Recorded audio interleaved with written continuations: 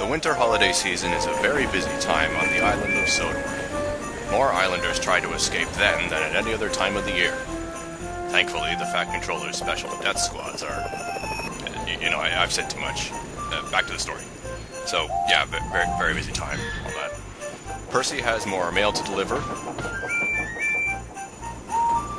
Gordon has more visitors aboard his express. And Thomas has very important jobs. But then, when doesn't he have very important jobs these days? One morning, Thomas was on his way to Brendam Docks. "I must pick up the logs for Farmer McColl," he puffed. Well, actually, that was Toby's job, but Thomas had him locked in his shack for more screen time. Little bugger. Percy was waiting at a signal. It wasn't red or anything, he just liked looking at the lights. Thomas saw that he was very excited. "Look what's over there, Thomas," peeped Percy. Thomas looked, and nearly wet his wheels. A swarm of children was buzzing and screaming around an enormous snowman. It stood with a tall top hat and a big red nose, its smile wider than a killer clown on a Prozac high. The children were excited, as they had seen the engines, and they were scrambling into Percy's train to get away from it, crying, "Satan! Satan!" every so often. "I've never seen such a big snowman," said Percy, blissfully unaware of his new passengers. "Neither have I," tooted Thomas hysterically. The snowman was staring right at him. It made him feel very uncomfortable. "Why do they call them snowmen anyway, Thomas?" Percy queried.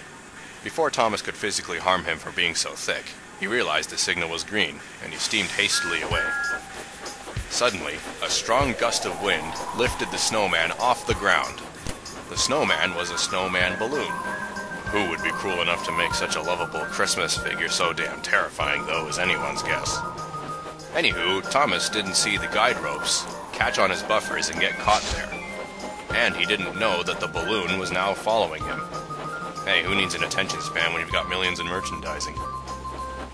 Thomas stopped at the level crossing. There were no cars, of course. He just liked being able to stop wherever he wanted to now that his crew had been fired. Suddenly, the snowman was there in front of him, grinning like a balloon possessed. Thomas yelped. He didn't know a snowman could dance in the air, and he very much hoped that it didn't know how to rip an engine's face off. "What are you doing here, Mr. Snowman?" cried Thomas. Mr. Snowman said nothing. "But please don't kill me. You must go back to the children," tooted Thomas. "They'll be, very sad without you." "Yes, that'll do. Hey, what's that over there?" Thomas raced away from the crossing.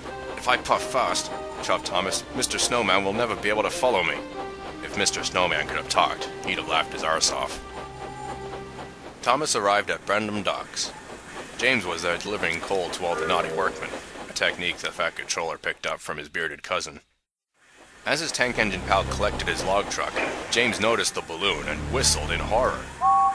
"Thomas, what are you doing with that freaky snowman?" he yelped. "Oh no!" Suddenly, the snowman danced in front of Thomas again. "Mr. Snowman, I told you to go back to the children. Why are you still following me?" Thomas steamed off as quickly as he could. He hoped the snowman wouldn't follow him and would try to leech off of James's soul instead. "Thomas," called James, "why do you have a giant balloon tied to your buffers?" But Thomas didn't hear him. He'd already left 10 minutes ago. Farmer McColl was waiting on the farm platform for his logs. He was going to roll them down hills and flatten his cows. Hey, when you live on an island with no hamburger chains, sometimes you just have to improvise. At any rate, Thomas wheeshed to a halt next to him. When Farmer McColl saw the balloon, his mustache nearly fell off. "Thomas," he exclaimed, "what are you doing with that hideous snowman?" "Oh no," tooted Thomas.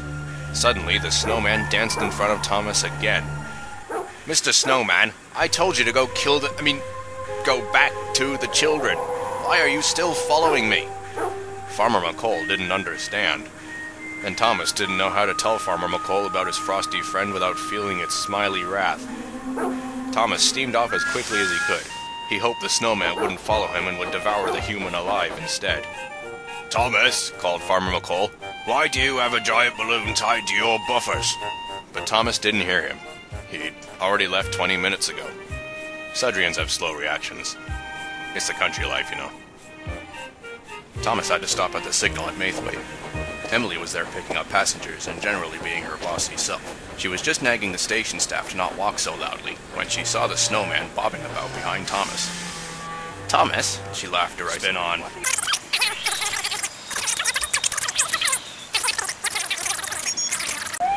"Thomas," whistled Emily, "why do you have a giant balloon tied to your buffers?" But Thomas didn't hear her. Not because he was too far away. He just didn't like Emily. Still, Thomas was freaking out. He didn't know how to make Mr. Snowman go after the children instead. Then he had an idea. "I'll hide," puffed Thomas quietly. Wow, Sodor's idea factory's had some pretty big layoffs, hasn't it? Thomas chuffed into a lonely siding with only a few dozen loud trucks for company. He couldn't see the snowman, but they could and screamed louder than usual. But the tank engine hardly noticed the difference. "I think Mr. Snowman's gone back to the children," Thomas tooted. Suddenly, with a gust of wind, Mr. Snowman danced in front of Thomas again. He was still following him. "Ah!" Thomas finally snapped. "I can't take it anymore. I must go tell the Fat Controller what's happened," screamed Thomas. "I need his help. I need help, full stop." And he raced off like it was the jet engine incident all over again. Thomas puffed back to Maithwaite Station. Farmer McColl and the Fat Controller were there, enjoying some freshly made hamburgers. "Please, sir," Thomas sobbed, "I don't know what to do. I've tried to tell Mr. Snowman to go kill the children, but he's been following me everywhere." The Fat Controller just stared. "Are you feeling alright, Thomas?" "No," bawled the tank engine. "Mr. Snowman won't leave me alone. Make the voices stop. Get him away from me." "Oh, you silly blue bugger," laughed the Fat Controller. "The snowman is a balloon, Thomas, and he's caught on your buffers. He's following you because you're pulling him." But Thomas couldn't hear him anymore. All he could do was scream and shout, with the occasional cry of "Demon!" "Oh dear, he's flipped," sighed the Fat Controller. "I better get Percy to take him away." He turned to Farmer McColl and his crates of burgers as he got in his car. "Just deliver the rest to my office, would you?" So Thomas was pushed to the psychiatric hospital. He was diagnosed with paranoid schizophrenia and remained there for some time. Meanwhile, Toby was eventually freed from his shed and put back into service. The children were delighted to see him run over Mr. Snowman by order of the Fat Controller. They cheered and cheered, and Toby was very happy to have destroyed the Frosty Fiend. "I just don't get it," the Fat Controller pondered over an Angus burger.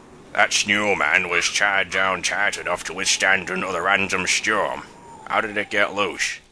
Elsewhere, two men secretly watched Thomas undergo electroshock therapy. "Fire us, will you, Tommy?" smirked his driver, as he and the fireman tucked into their popcorn. "Here we goes."